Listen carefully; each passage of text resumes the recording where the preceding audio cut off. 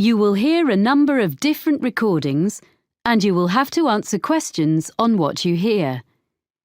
There will be time for you to read the instructions and questions and you will have a chance to check your work. All the recordings will be played once only. The test is in 4 sections. At the end of the test, you will be given 10 minutes to transfer your answers to an answer sheet. Now turn to Section 1.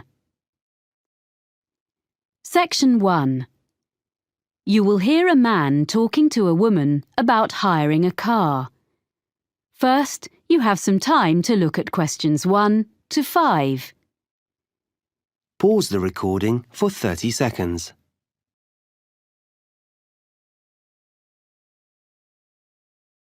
You will see that there is an example that has been done for you.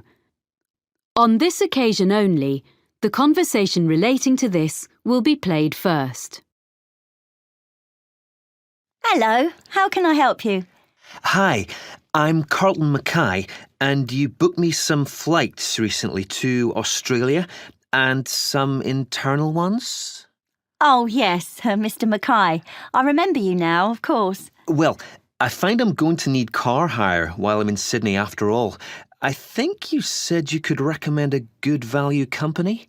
Yes, that's right. Cost-wise cars. They're very good and don't charge lots of extras. They have 3 offices in the Sydney area, including 1 office right at the airport. The number of offices in Sydney is 3, so 3 has been written in the space. Now we shall begin. You should answer the questions as you listen because you will not hear the recording a second time. Listen carefully and answer questions 1 to 5. Hello, how can I help you? Hi, I'm Carlton Mackay, and you booked me some flights recently to Australia and some internal ones? Oh, yes, Mr. Mackay. I remember you now, of course. Well, I find I'm going to need car hire while I'm in Sydney after all. I think you said you could recommend a good value company? Yes, that's right. Cost-wise cars. They're very good and don't charge lots of extras. They have 3 offices in the Sydney area, including 1 office right at the airport. So I'll just book it online? Yes, you can book online, but you should have their phone number too, just in case. Of course. That's 1800 705 639. It's on the website, and you can get a discount if you quote your booking reference from us. Oh, what's that? I mean the one you got from me when we booked your flights. I have it here. 743002. Oh, thanks. I guess I've got it at home, but I'll write it down again in case. A discount is good. So, where exactly is the office? I'll be coming to the domestic terminal from Melbourne.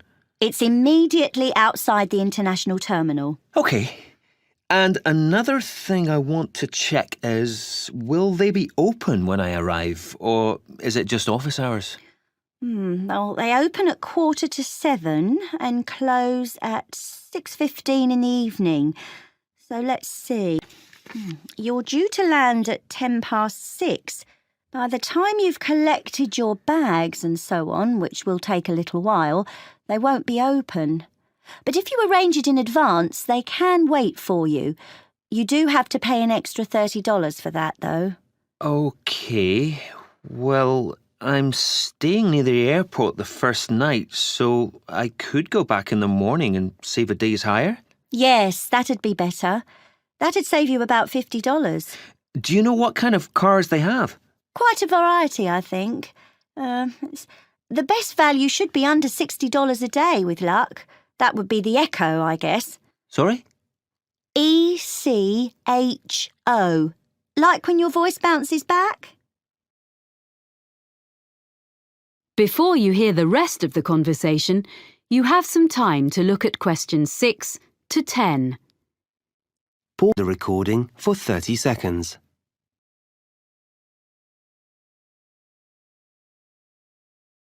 Now listen and answer questions 6 to 10. I suppose I have to book online before I leave? That's the best way. They won't deduct any charges until you finish with the car, but they do need your credit card number when you book, and of course they'll want to see your driving licence when you collect. How long will you need it? I'm in Sydney for 7 days. I'll only actually need to use it on 3 or 4 of those days, I hope, but I'll keep it for the whole week. I guess it's going to be a few $100s. Can you suggest anything I can do to keep the cost down? Oh, you get quite a big discount if you do less than 1,000 kilometres in the week. Oh, that's good.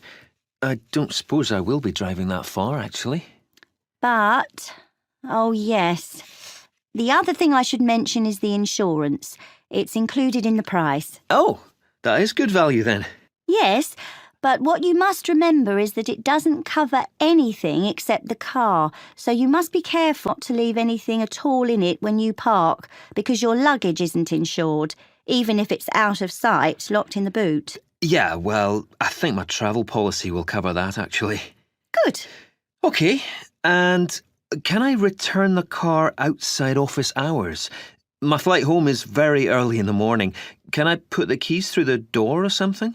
There's a secure box just outside the office on the pavement. You just drop the keys in there. Oh, good.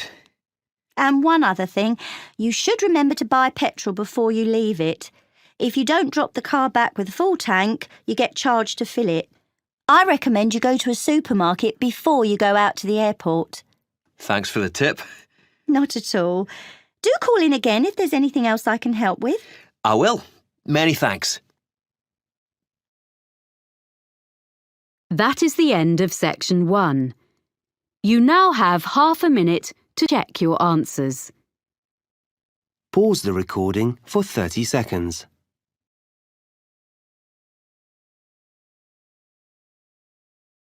Now turn to section 2.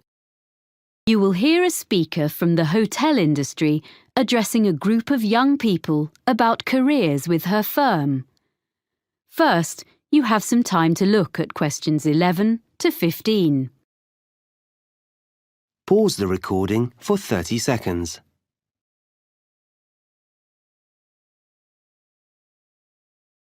Now listen carefully and answer questions 11 to 15. Good morning. It's a great pleasure to be here in London and to see so many people interested in working in hotels. We, in the international finest group of hotels, are very proud of our business, and we are always on the lookout for quality recruits in every department. Now, I'm going to outline some of the areas of work where we are currently recruiting and the essential skills or qualifications for them. Then I'll run through our recruitment procedure, OK? At the moment, we're looking for a number of people for administrative posts in different parts of the world and also some roles which involve a lot of travelling. One of our main business streams is hosting special events for other businesses. If you have good communication and organisational skills, with a good level of fluency in at least one European and one non-European language, I'd suggest you think about becoming part of the team which sets up these events for all our centres. This would mean being based full-time in our London office. The work ranges from setting up small meetings a few days ahead to organising international conferences 2 years in advance, so there's plenty of variety. Some of the conferences we run have as many as 1,000 delegates, so it's quite challenging. Then there are some posts available for professionals in the catering field. Chefs we can find. It seems this is a popular career choice in many parts of the world, as in the UK these days, in spite of the exacting standards. But people to manage catering departments need more than a love of producing quality food. We're after really energetic and totally efficient young managers who already have the relevant business qualifications, no training on the job here, and they must share the team's determination to make everything run smoothly at any time of the day or night. Or if you are the type of person who enjoys a challenge, what about becoming one of our relief housekeepers? You'll be a good people person, well-organised and supremely flexible. As well as covering UK holidays, maternity and paternity leave, there will be times when you have to fill a key post when someone's sick, which could be anywhere in our European, Middle Eastern or Far Eastern hotels, so you must be prepared to hop on a plane at 5 minutes' notice. The International Finest brand name attracts visitors from all over the world and on all kinds of business and leisure trips. Our swimming pools and gyms need to be run by people with the highest standards of customer service. You don't have to be a great athlete, but smart appearance and a pleasant manner are necessary. A diploma in sports science would be the minimum requirement here. Lastly, I'd just like to mention that the main London office has another vacancy. Most bookings come online, especially from the Far East, for people coming to Europe. If you have fluency and some keyboard skills in, for example, Spanish or any Far Eastern languages, either having taken a degree or preferably from having lived and worked overseas, you might be just the person we're looking for to deal with email bookings and queries in the office here. A flexible attitude to working hours is also important, as you may have to come in outside normal office hours. Before you hear the rest of the talk, you have some time to look at questions 16 to 20. Pause the recording for 30 seconds.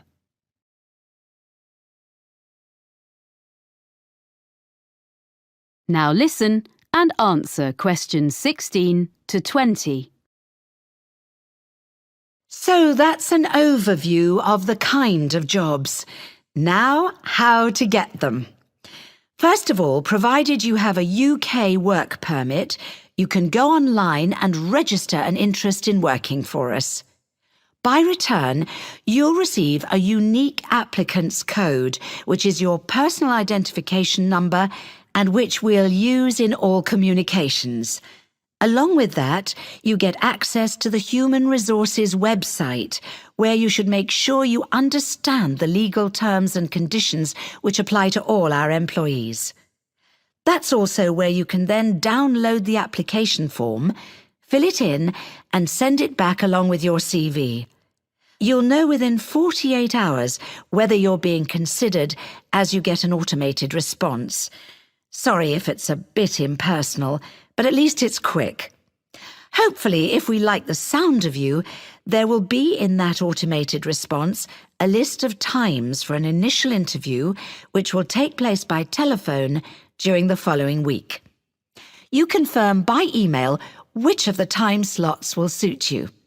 Provided the interview is satisfactory, at that point we'll ask for any evidence of qualifications required, which might be your degree or diploma certificate or so on, which you have to send certified copies of, and we contact your referees. The last thing you have to do is you come along and have a look round the International Finest Group head office, get to know some of our team in Human Resources face-to-face, and participate in a one-day recruitment seminar, which involves a number of group and individual activities, along with other potential employees. Then, with luck, we'll offer you a job. So I hope you like the sound of joining our organisation. That is the end of section 2. You now have half a minute to check your answers. Pause the recording 30 seconds.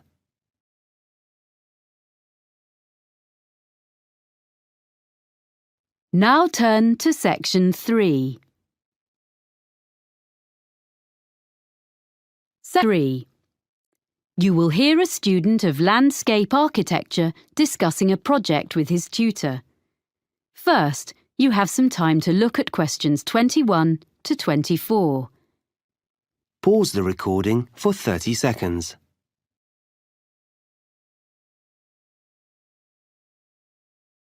Now listen carefully and answer questions 21 to 24. So, let's hear what you're doing for your next project. I've decided to design a roof garden for a supermarket. I've been looking at some on the web, and I think that a garden on top of a building is the up-and-coming thing. Okay. So you've done a bit of reading already? Mm-hmm. What benefits would there be for the client? Why do you think a supermarket chain would be willing to meet the expense of construction? You do realize that would be the first thing they raise. Yes, I know. But I'd explain that in spite of the initially high expense, they would save that much in approximately 5 years. Well, I'd have to do sums. Calculate specifically. Yes. How would the saving come about? Mainly through lower heating and aircon bills. The extra insulation offered by having a layer of living plants in the soil would make a huge difference. Okay. But they might feel the expense of maintenance would be an issue. After all, supermarkets don't normally employ gardeners. What I thought was, if they made it a community garden, rather than a simple low-maintenance green roof. So there'd be public access? Oh, yes. Then there'd be a sense of ownership in the local community, and people could take responsibility for it, instead of the supermarket paying a commercial company, and to really boost their public relations. That's a good point. And have you been looking into how roof gardens are built nowadays? I'm still exploring that. But if I take advantage of the latest technologies for roof gardens, it shouldn't be too difficult. But in any case, you have to use lightweight materials. But that's a matter of making the right choices. You can even use quite traditional ones, such as wood, for the planting areas. Yes, that's what I thought.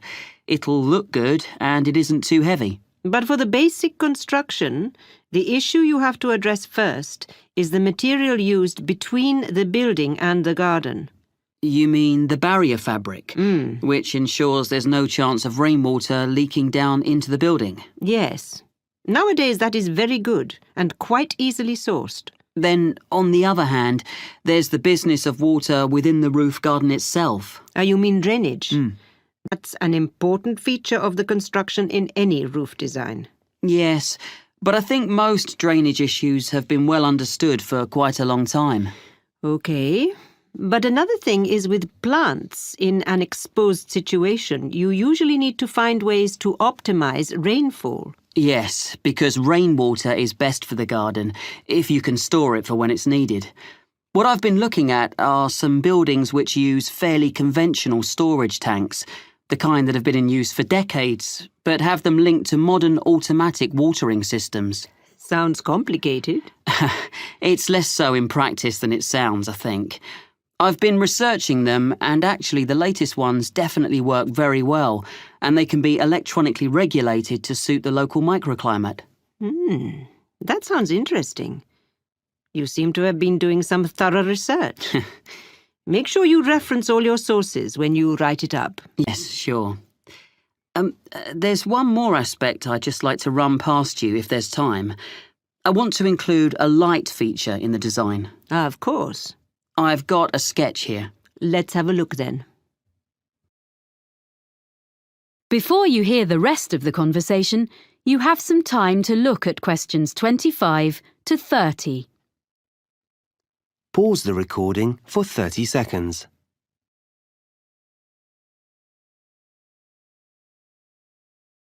Now listen and answer questions 25 to 30.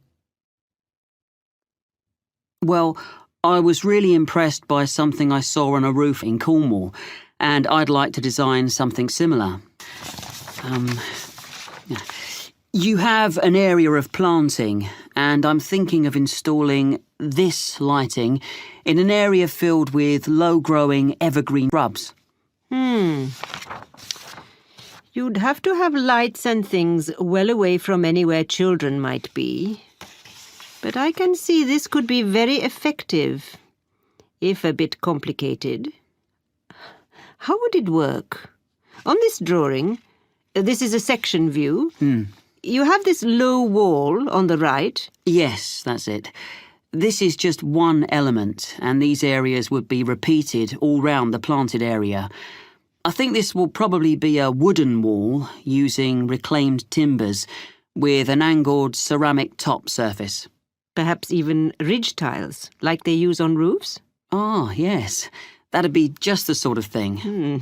And that'd make it weatherproof. And then the heavy-duty electric wiring comes up through the floor just outside the planted area and into the wall. Then it's brought through to a projector low in the side of the wall, and that sends a beam of light along the fibre optic cable. So there's no electricity in the actual lights. The fibre optic goes across the surface of the soil in the planting area. Yes, that's the beauty of it. The shrubs will soon grow to cover it up, of course. And then the cable goes past a wooden post, which is between the shrubs and can be a support for them as they grow bigger, and then runs up into each element of the installation. So the light beam is carried up to the top of each element and illuminates a kind of conical glass cap? I see. Is that the bit which would glow in the dark? Yes. And what's the cap supported on? Is it a wall? No, it's a slender acrylic rod, like the stem of a flower or mushroom, which the cable runs up inside of. Well, I'll be interested to see the final drawings. Oh, thank you. I'm looking forward to putting it all together. That is the end of section 3. You now have half a minute to check your answers. Pause the recording for 30 seconds.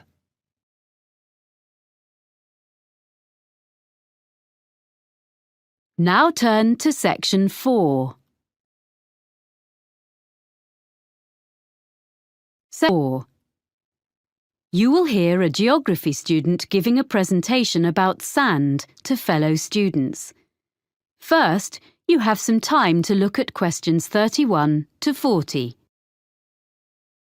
Pause the recording for 1 minute.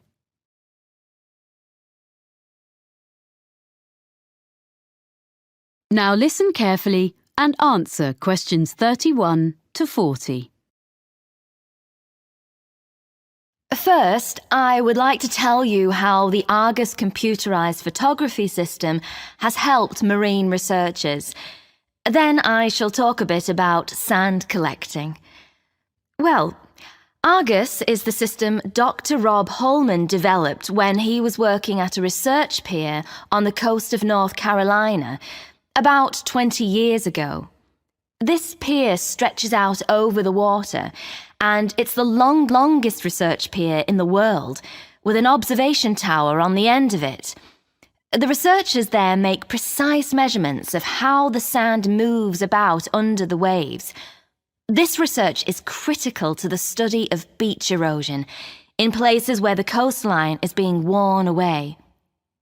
The Argus system helps to solve the difficulties encountered by these researchers. The system correlates the data from under the water with what Dr. Holman gets from his fixed camera, which is mounted above the water on the pier and uses time-lapse photography. Some of Dr. Holman's results have changed the way people understand how sand moves. To quote S. Jeffreys Williams, a coastal geologist with the United States Geological Survey, the system is a critical piece of new technology. And the Argus system allows us to quantify and document visually the changes to the coast on a variety of different time frames. A lot of these take place when there is a storm, or at other times when it is difficult to have people out on the beach making observations and taking measurements. Up to now, Argus installations have been installed in places in Oregon, California, Hawaii, England, the Netherlands, Australia, New Zealand, Spain, Italy and Brazil, as well as in North Carolina. Now, I'd like to introduce Dr. Holman's sand collection. He started collecting sand in the 1980s, and he still collects it now, even though he has around 1,000 samples. They come from his travels and from geologists and amateurs all over the world, and the collection includes sand from each continent, including Antarctica. People send his sand in envelopes, plastic bags, paper towels, and all sorts. Each is stored in a glass jar, which Dr. Holman labels by latitude and longitude of its origin, as well as he can work them out. Sometimes the information is a bit sketchy.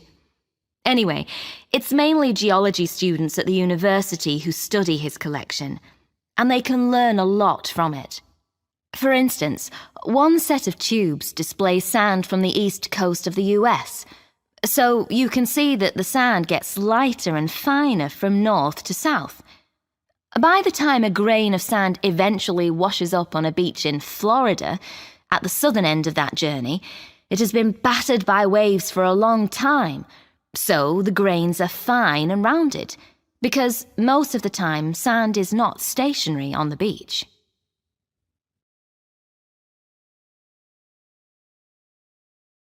Okay, so if you'd like to collect sand and maybe even send some to Dr. Holman, how should you go about it?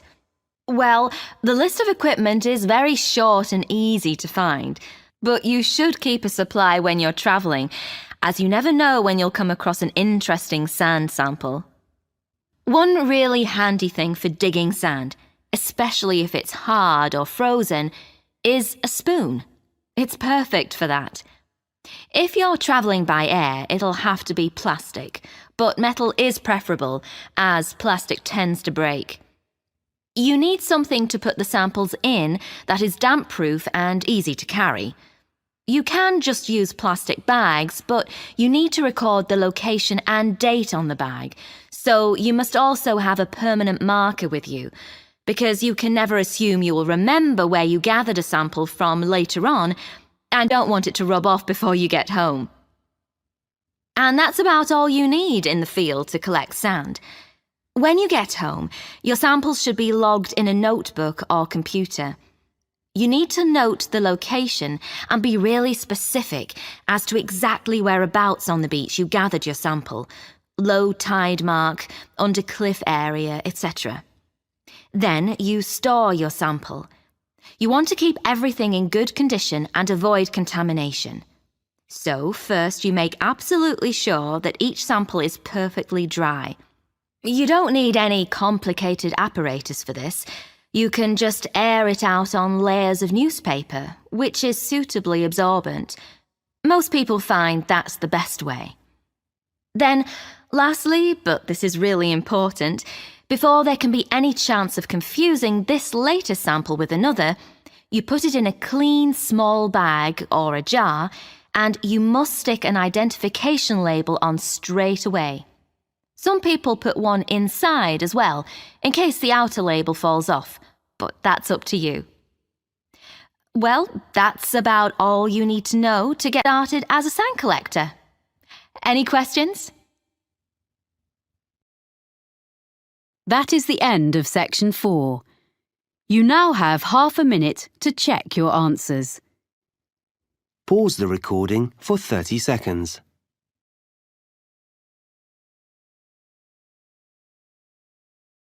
That is the end of the listening test. In the IELTS test, you would now have 10 minutes to transfer your answers to the listening answer sheet.